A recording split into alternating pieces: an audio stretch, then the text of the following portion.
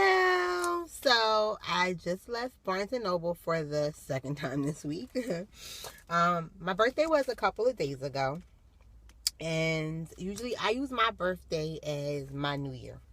So whereas to most people, I guess set goals for themselves or New Year's resolutions or whatever the case may be, I do that New Year's time too, kind of like a summary, or at least I start to brainstorm the things that I want to accomplish for the year.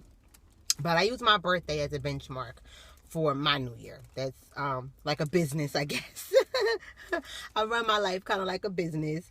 Whereas to my fiscal year or my new year starts on my birthday. And I use my birthday to reflect over all of the things that I've been through. And it just so happens, first. It just so happens that my birthday actually starts, it's actually smack dab in the middle of the year. Because it's July 29th. Which, obviously that's I guess it's the end of the first month of the second half of the year. But whatever. It's, July is, the beginning of the second half of the year. And so I use my birthday, like I said, as my new year. And I look at what I've accomplished so far for the year and any course corrections that I need to make for the rest of the year to be productive. And this is also a time because I love the beach. I like ocean water. It's a hit or miss for me as far as swimming is concerned. I'd rather swim in a pool than swim in the ocean. But it's just something about the beach that I absolutely love. And I use that time to read. I just actually, for my birthday, I spent a week in Ocean City, Maryland. Or not a full week, but almost. In Ocean City, Maryland, on the beach.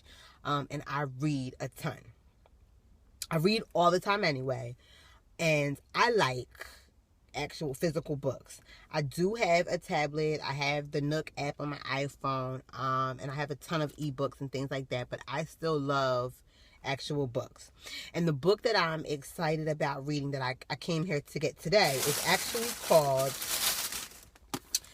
The Greatest Man Who Ever Lived. And it's by Stephen K. Scott. He actually wrote, I think, can you see it? Okay, yeah, you can see it. There's two books by him, and I went back and forth on which one I wanted to read first. I'm actually going to go back and get the other one, I think, too.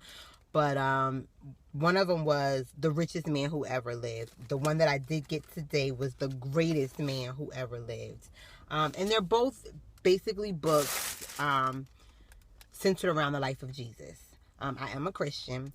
I am not a beat you over the head Bible Christian. I'm not even going to claim to be. I'm not going to claim to be perfect, but I do believe in Jesus Christ. I do believe, that he died for me to save me from my sins. And that's just my personal belief. I don't knock anybody who believes differently.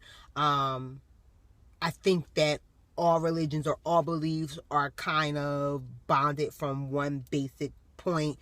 But that's just my personal belief, just to clear that up. At any rate, I think that from reading so far, I went through the preview of the book online on Amazon.com. I also read a little bit in the cafeteria at Barnes & Noble that they're having a Frozen night tonight. So they have like one of the characters from Frozen there. So it got a little loud and rowdy and I didn't stay to read much of it. But I did get through a couple of chapters. And I'm interested in reading it, as I said, because I use my birthday as my new year. So this is one of the first, I'm in progress of reading 3 different books right now. This is one of the books. It's Secrets for Unparalleled Success from the Life of Jesus.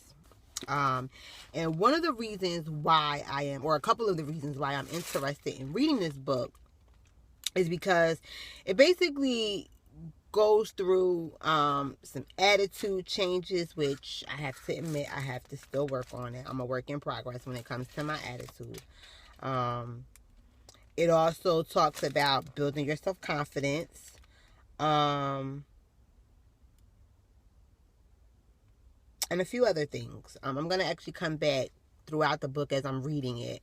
I'll do a few more videos just to talk about some of the points that I took away from the book, as well as, more of what it's discussing. But the two biggest things that stood out for me was, like I said, confidence building and attitude adjustments, in dealing with the relationships and things of that nature. So once again, the book that I cannot wait to read. I'm excited about reading it.